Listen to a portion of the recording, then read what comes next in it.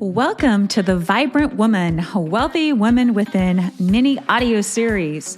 I'm your host, Heather Russell, and I'm here to guide you on the journey where intuition meets action and where your vibrancy unlocks the door to wealth in every aspect of your life.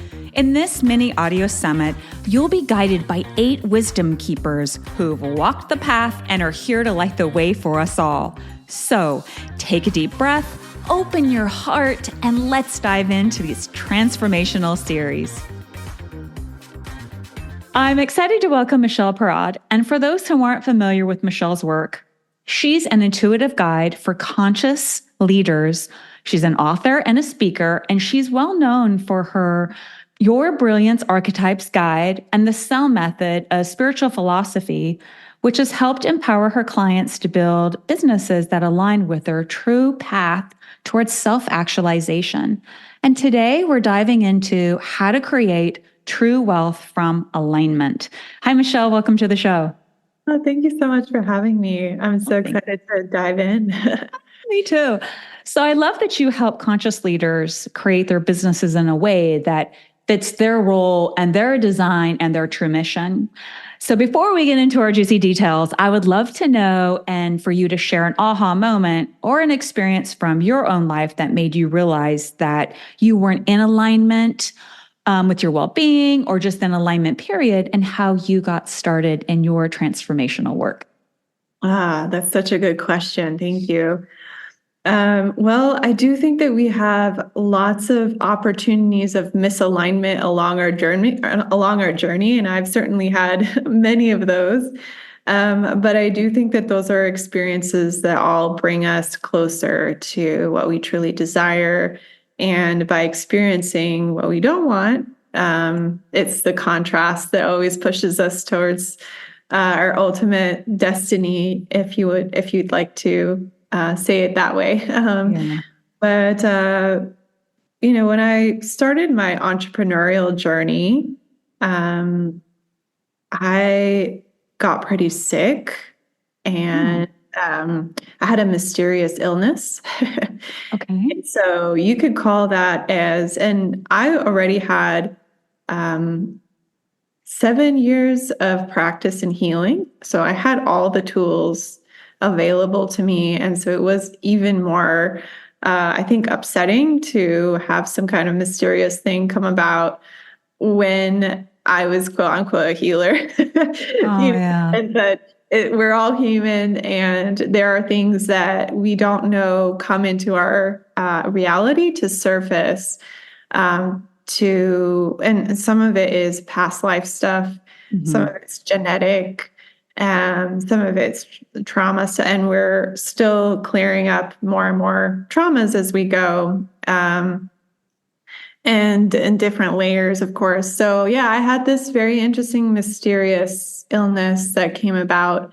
It was slow. I won't go into the details of exactly what it was, but it started like it was a hint, and then it got a stronger hint, right? A larger impact on the body over time. And I sort of was ignoring those signals, right? And typically those are always there to show you that there's some kind of misalignment with what you're doing, how you're thinking about things, what's going on in your mind, what's going on in your environment, who's surrounding you. So there's like multifaceted factors.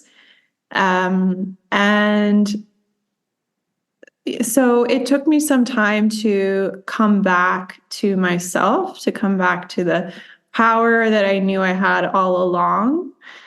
And I do talk to a lot of people about archetypes. And so I think one thing that really saved me is to remind myself consistently that I was the magician archetype and that I could really create everything in my reality. And because I know I've had many of those experiences of doing that, that I could visualize something and very easily bring it into the forefront. And so since I had so much evidence of that, I knew it was possible again.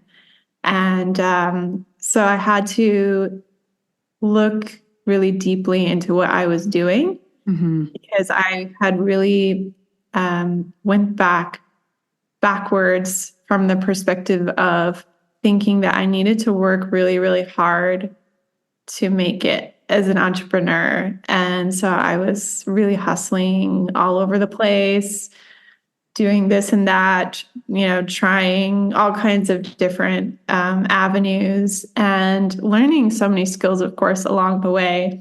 But looking back, I realized there were some things that weren't actually necessary. And the way that I actually attracted my clients sometimes had nothing to do with the actual marketing I was doing. They came out of left field. I mean, we're soul contracts. That's how I describe it. And I think I was going to meet them one way or the other. Some of them, it's like I met them via referral or in ways that were free. And I was going around spending all this money, trying to do funnels, trying to do all these fancy things that I'm aware of and know and understand because I have a marketing background. So I'm like, oh, okay, step 1, step 2, this and that. But when you get into a spiritual business, things are not linear like that. It's not like do this and equals that. No. Exactly. So I had to understand how to conduct my business a little bit differently in a way that was not going to impact my well-being as much, and to be aware of my intuitive side and to really deepen my relationship with my higher self.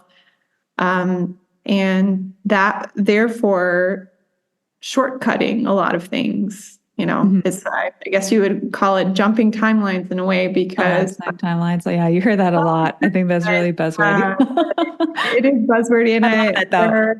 There are things about that I like and don't like. But me, I believe it's just in the choices that you make where that leads to a different outcome, and it's all part of the path. I do think that it is there's a little bit of growing pains when you start a business, but now I've just redefined a lot more how I want to go about it and what I'm willing to put my energy into at certain times and not. And we also have to understand what stage of business we're at too. We can't do everything and be everywhere depending on what kind of support you have. So yeah, that had to be part of my journey so that I could also teach other people not to do the same.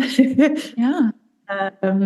So definitely very grateful for that. And anytime that I feel that I'm kind of slipping into this like busy works, like automatic robot busy work stage, I'd stop and take a pause and take a walk or do a meditation and then go back to it with a clean slate and like, okay, what do I really need to do right now? The prioritization of the thing that you need to do the most urgently, or what's going to get you the most progress, like move you forward.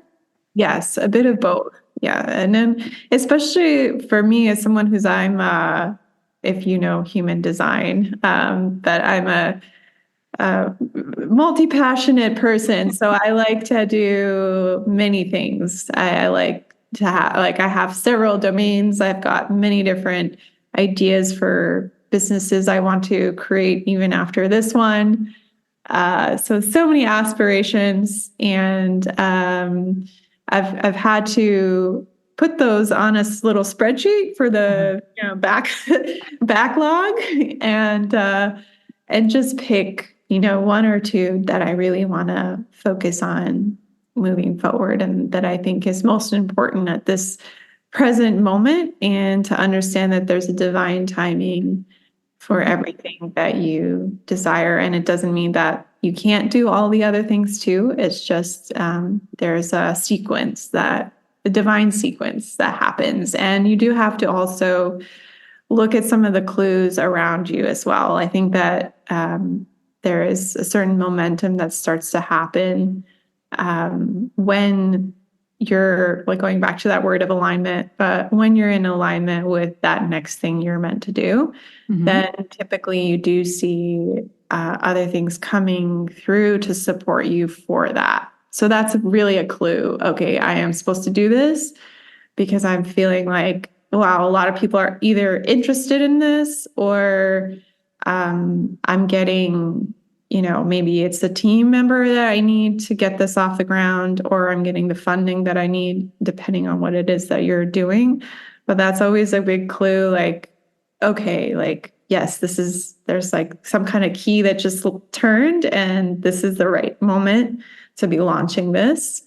And I can see that because I'm getting momentum around it. I mean, part of it is you initiating it and then you see that. But if you're not getting momentum around something, sometimes I would say ditch it. It's a blind spot, right? Like you had a blind spot about your health. There are all these little signs, and then often we choose not to recognize them, and then it gets worse and worse. And the same thing if we have a business or a career in corporate, we have all these little hints and we're out of alignment. So we don't want to think about it. We don't want to stop. And, hustle culture is really toxic. And yet it has just really been ingrained and programmed within us. You have to do this, you have to do that. And, it's the opposite. You're an intuitive business coach. I mean, I'm really intuitive myself. It's checking in with yourself and you don't have to follow those trends. They're totally out of alignment, like that we're talking about. And you do what's in alignment for you.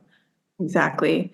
And part of knowing what's in alignment for you is to really understand yourself in a deep way. And it's a constant self-discovery. And I think before we got on this call, we mentioned a few of the tools that I like to look at. I love all kinds of different personality tests and the like, but I do love astrology, gene keys, human design, any of those things that you can start to look at can really give you a lot of clues as to what you should and shouldn't be focusing yourself on based on what you're really good at, what your gifts are, where your area of genius is. And like directly in my Gene Keys map, it says there's a line around partnerships. So that's, an area that I'm going to be looking into, right? So how can you discover some of those clues and look at how you can support yourself around what you're meant to be doing, what your role is in particular. And I think people get that a little confused. And, over time, I think people will understand and realize it through the journey, but why not use some of these tools to kind of shortcut it as well? I agree. It's amazing that tools like you mentioned, human design. Are you a manifesting generator? Yes. Same. I heard multi-passion. I go, she's a manifesting generator. But tools like human design, astrology, you briefly mentioned gene keys, numerology, to name a few, right? They all get to combine together with their own personal experiences. And it's almost like we're given this like sacred GPS that helps us navigate our modern, hectic, frantic life with all of this ancient wisdom that we get to tap into and really show us like a clear picture of, this is how we operate. And, you can always deviate from it. And it's not like, how some people believe like, no, that's fate, when really it's just the guideline, but it's your guideline and you can choose to accept it or not accept it. And it, maybe it'll make your life easier and maybe you're just not interested. It's exactly as you said, it's a guideline and it can be subjective. So if other people are doing readings for you, I would always say also, check in with yourself. And it's up for interpretation a lot of the times too. So I also encourage people to learn the tools themselves as well so that they can really understand it for themselves, in addition to getting outside mentorship readings around it. But yeah, there have been moments where I tried to rebel against my human design, and just as an experiment, because I was like, oh, well, I don't really want to take it at face value that like I can't really. Someone told me, oh, I shouldn't really run ads, and I've been experimenting with ads, and like some ads work for me and some don't. But it was just interesting that I was like, no, I'm going to try to do the opposite and see what happens. Yeah. And it kind of went back to, okay, no, like now I know that, yes, maybe I can use ads as a complement, but the main form that I really work with people and attract people is through networking, is through making connections and in-person exchanges and things like that. So anywhere where I can be in person, or at least as in person as possible, is really where I shine, and I can get into deep conversations with people. So I was doing that from the beginning, but I was like, man, this is hard to scale. Like, I'm going to do ads. I'm going to rebel against this. And it was like, oh, like you were right from the beginning. But so sometimes you got to experiment as well and see, okay, does this hold true? You know, let's not take it like 100% for value, and maybe where can you adapt other things to still kind of work for your particular design as well. So there's a lot of intricacies there, of course, but there's so many clues in there, you know, not just about what your purpose is, what your mission is, but also how you can bring about prosperity and wealth within doing that. And I do think that that comes from, like we were saying, knowing ourselves in a deep way. It's not enough to have a practice that is all about, you know, meditation and increasing your vibration. I think that is also important, of course, but it's only one aspect of what's going to make us successful. And unfortunately, like doing an ayahuasca ceremony from time to time isn't going to necessarily get you there. You might get amazing insights. You might feel amazing for a while. But unless you really do that deep work in understanding yourself, that can sometimes be the missing component for people, because they're like, man, I do all these things. I do all the mantras. I do this, I do that. And it's like, no, the most important part is like knowing like what your GPS is. Where are you going from here to 5 years from now? I mean, you're not going to know the entire picture, but at least you have a vision of where you're going, and the details will fill themselves in as you're going about it. But if you don't have that, then you're going to bring in the wrong things into your reality ultimately. Right. I mean, it starts with vision. You either that or you are living your life by default. You're living somebody else's dream, or you're helping them co-create with their dream and not yours. True. And I mean, there's nothing wrong with helping others in their vision if that's part of, you know, what you're here to do as well. But yeah, I think that the problem is we're conditioned from society to want certain things, or to believe that we are supposed to be a certain way or have a certain role at certain times in our life. And we always have to check in with ourselves. Like, is that really what I'm desiring right now? And yeah, being in alignment sometimes means stepping away from your business, maybe for a time period, and focusing on other areas of your life, and then coming back to it. That could also mean that you're in alignment. Like, just because you're not necessarily doing your mission driven work that's like really outwardly doesn't mean that that's out of alignment. Like maybe there's a time, there's inflows and outflow. There's seasons to everything.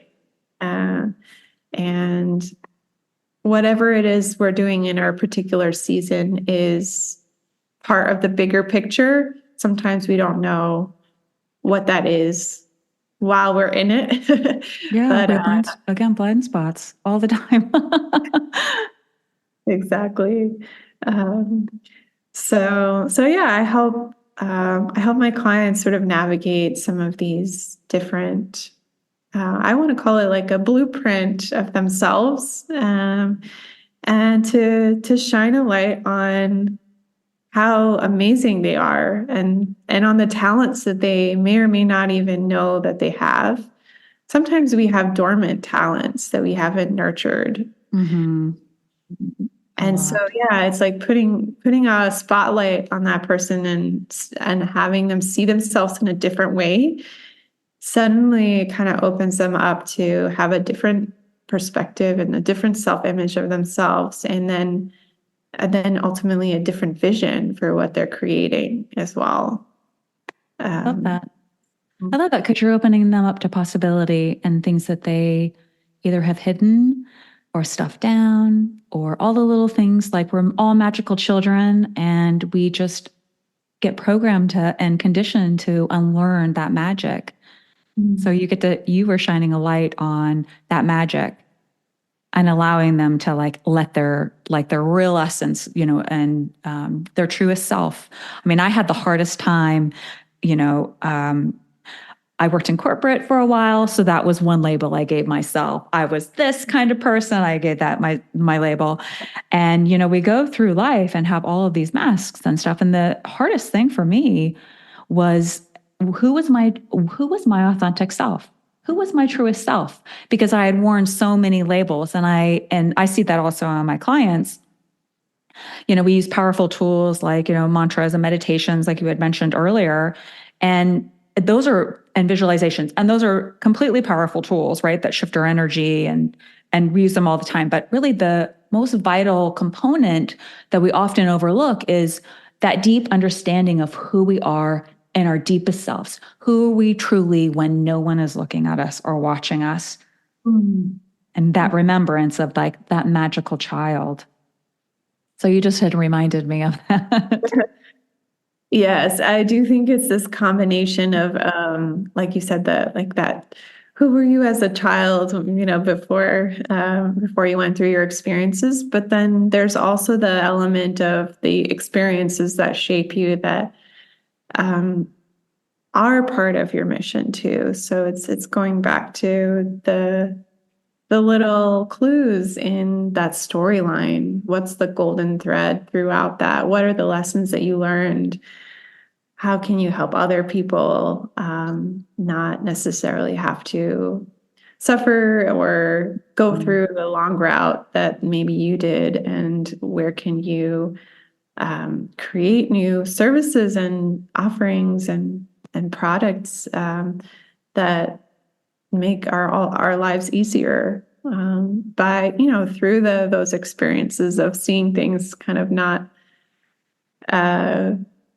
be congruent for you or just or whatever it was in your particular environment. So yeah, I think that it's that fire within us to want to help others not go through that or make those same mistakes or wallow in the, where they're stuck and stuck and stuck in that cycle, right? It totally breaks my heart when I see women struggling with the exact same things that I did. And I go, I am so stubborn. I repeat the same lessons. I don't know what it is, but we have that desire to, want to help others, really with their ascension, with their business, with their growth, right? And just get them out of that hole. It's our blind spot, right? We recognize the blind spot. We probably had help locating our blind spot, and we want to help others to do the same thing. Exactly. Absolutely. Blind spot illuminator is like what came. Now we can add that to We have some new titles that we're going to add. Yeah, exactly. I don't like the word coach, so I'm like, what could I say instead? Because that doesn't really describe exactly what I do. I know. But yeah, it sounds like we share some things in common as far as how we work with people as well. So Most definitely. So, would you like what's some of the biggest myths on your journey to becoming like a wealthy woman from within that you can share with our listeners so they can apply that wisdom in their lives starting today? hmm. Yeah, going back to the if I had start over again in business, I would have been a lot more open-minded to the way that I would bring in wealth into my life. It didn't, it doesn't always have to be through the exact avenue that you've created. So it doesn't have to come through the service you've created. It doesn't have to come through whatever it is that you're attached to, the way that you think you're going to get clients. I think opening yourself up to all kinds of different revenue possibilities from affiliate marketing, for example, um, part-time gigs that have nothing to do with what your calling is, let's say. Yeah. But all of those things, or even, I've been gifted some amazing things. I've gotten to stay in places for free.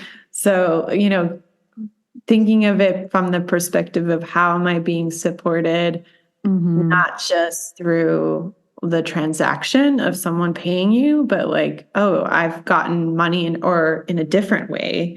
Um, and so, yeah, I think thinking of it in a different perspective and less narrow-minded perspective of like how and what you're going to receive, Mm-hmm.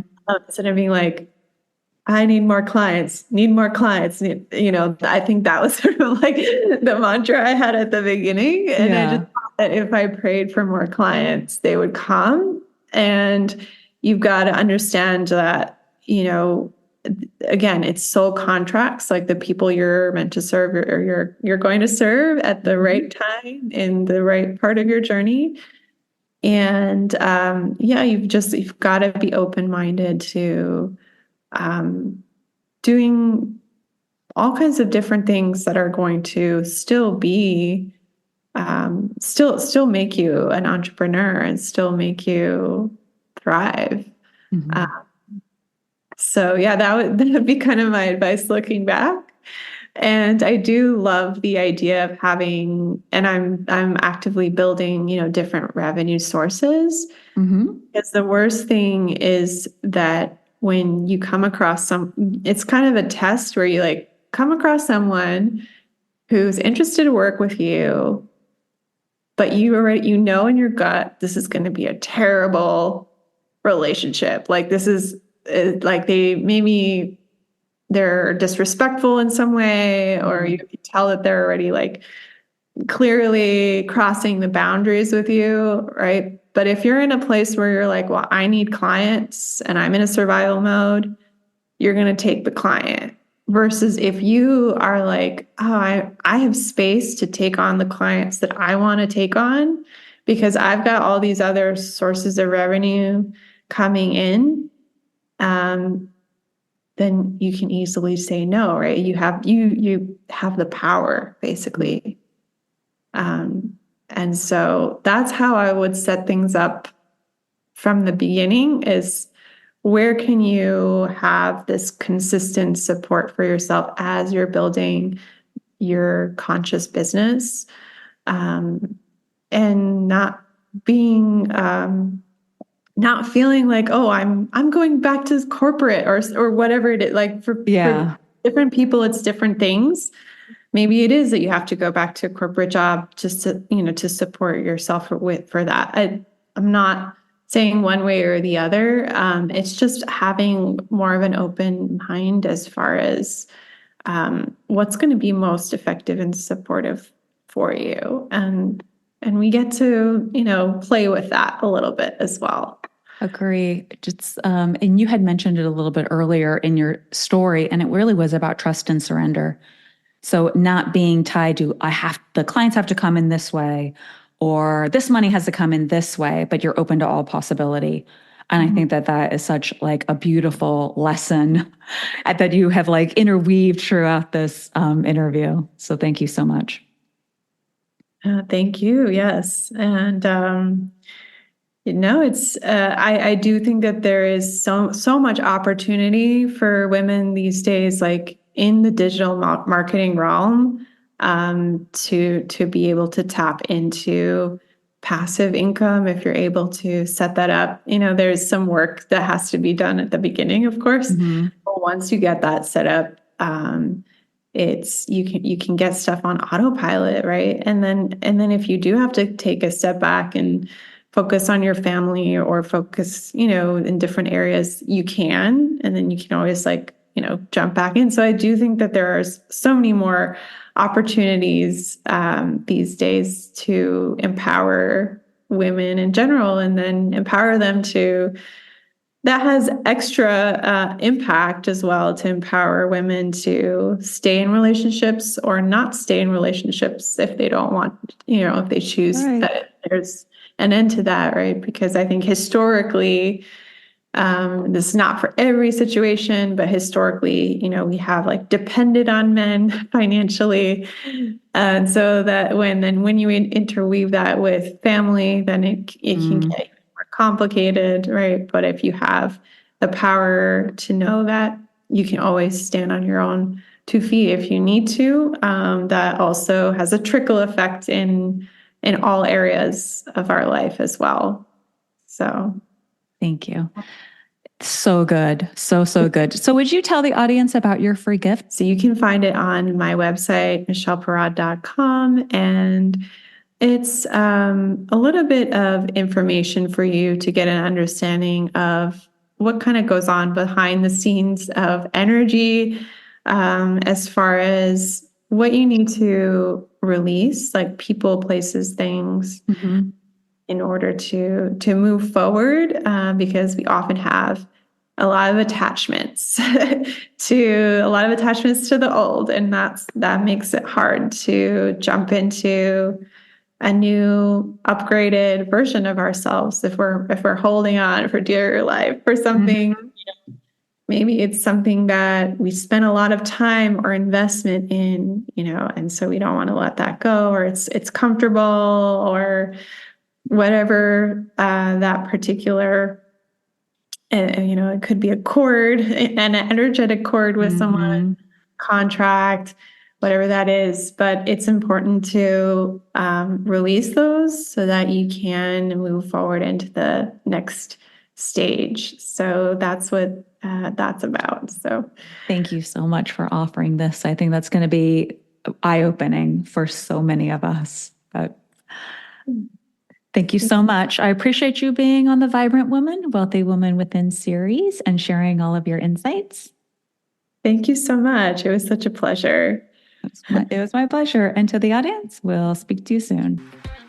Okay, how awesome was that? Another powerful and simple technique to embody your wealthy woman within. And don't forget to head over to the speaker interview page and grab your free gifts from each of the wisdom keepers. I'd love to hear what resonated the most with you about this interview. Send me an email at heather@heatherrussell.co or a DM on Instagram at @theheatherrussell. And I look forward to hearing from you. Thank you for tuning in. So much love to you, Vibrant Woman. And bye for now.